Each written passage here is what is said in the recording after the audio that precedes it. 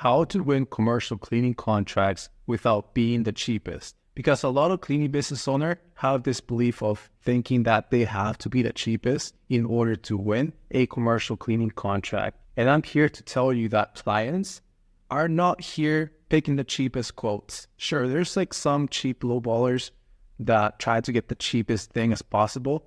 Don't worry about those people, because most clients out there don't want the cheapest one. They want to pick the best one. So let's go over how to get these contracts without being the cheapest. And guys, welcome back. I'm Rick from Cleaning Launch. I built my own commercial cleaning business to over $5 million in revenue. And I'm here to share my knowledge so you guys don't have to make costly mistakes in your cleaning business. So make sure to pay close attention, especially if you have a cleaning business, because the things I'm going to tell you on this video can really help you close more contracts. It's going to help you with your closing rate, because there's nothing more frustrating than doing a walkthrough and the client doesn't call back. I've been there. It's part of the game. But if you follow a proven process, the chances of that happening are lower. We're never going to close 100% of the walkthroughs. It's part of the game. But instead of having a 10% closing rate, how can you have a 25, 30, 35% closing rate? And there is a whole process of improving your closing rate. So I'm going to go over some of the things you can do right now to help you close more contracts.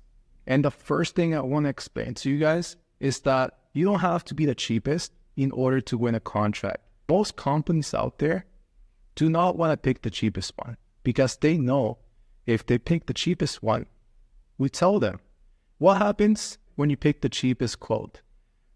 They're going to hire illegal workers or under the table. They're going to be here half the time because the cleaner's not making that good money, or they're going to hire minimum wage workers who have no professional cleaning experience. So we tell them, what happens when you pick the cheapest one? You won't get the best quality. And this is what I tell the client. And I want to be transparent. We won't be the cheapest, but if you want someone reliable who does a good job, that's going to be us, because we hire the best cleaners. We pay them good. We do frequent inspection. If anything happens, we fix it in our cost and we respond the same day. And what's going to happen when you pick the cheapest quote? They're going to be here half the time. They're going to hire illegal workers. They're going to skip corners. They will only hire minimum wage workers. And what happens when there's minimum wage workers? There's going to be new cleaners every other week because they won't be here long term. And do you really want a new person coming into your office every other week? It won't be safe for your facility. So we simply tell the client why they shouldn't pick the cheapest one. And sure, I kind of scare them off a little bit, but I'm telling them facts. I've seen this happen over and over again. And most offices who want commercial cleaning services, they had cleaning companies in the past. And the reason why they canceled is because of quality.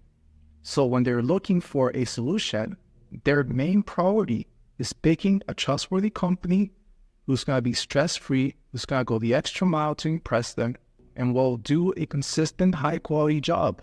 And we tell them, that's us. Okay, I'll be a little dramatic here, but you guys get the point.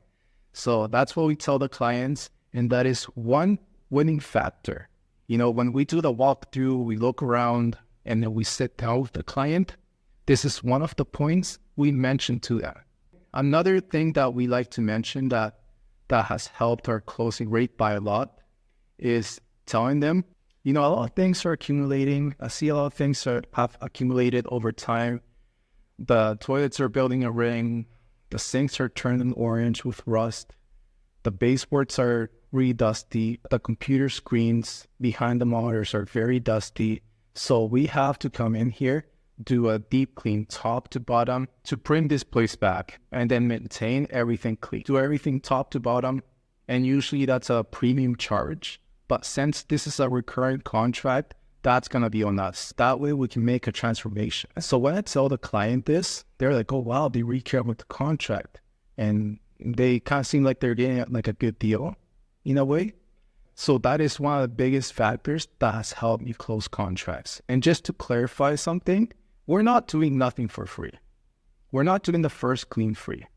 Okay? Whenever you start any contract, the first time usually takes double the time, because all things are accumulated.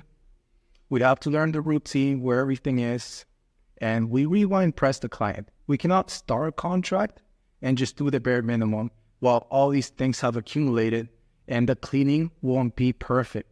So we have to do a good job either way the first time. But when we mention this, the client really understands that we care about this contract and they're kind of getting like an extra service in a way. So the third thing that I tell the clients that's helped me close more contracts is mentioning eco-friendly products.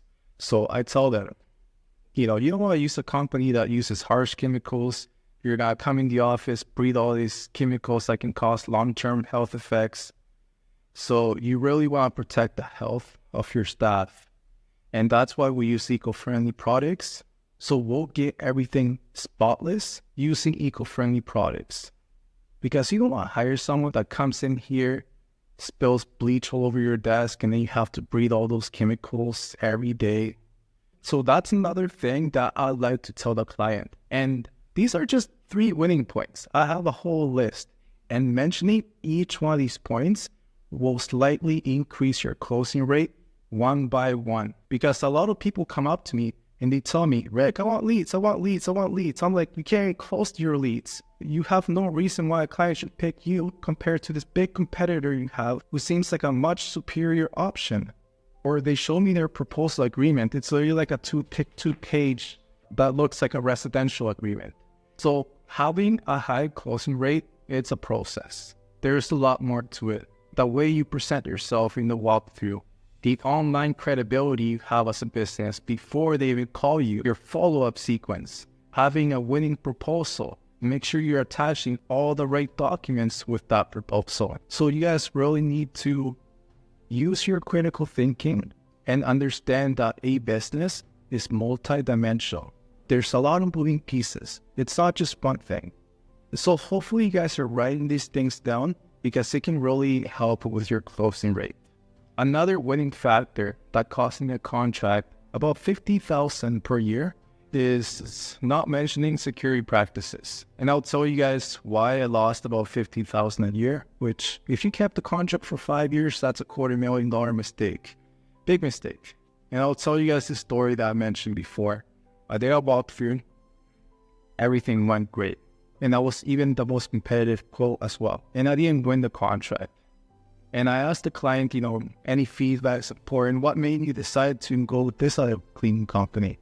And she told me that I was the second best option. And the reason why they went with the other company was because the owner had a security background and he felt like their building was more secure. And obviously we'll check the alarm, make sure all the doors are locked when we leave, make sure that we turn off the lights.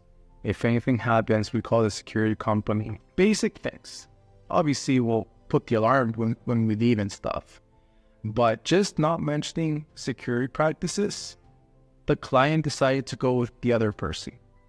And that right there was a $50,000 per year contract. If I would have kept that contract for 5 years, that's a $250,000 mistake. I have done walkthroughs where $16,000, $10,000, $5,000 contracts every month. And little things that you guys don't really think about could be the difference whether you close them or you don't close them. So those were 4 reasons why the client would pick someone else instead of you. And if you guys want a spreadsheet that you guys can print with you to the walkthroughs and make sure that you guys are mentioning the right things, I'm going to have a link in the description where you can get that document.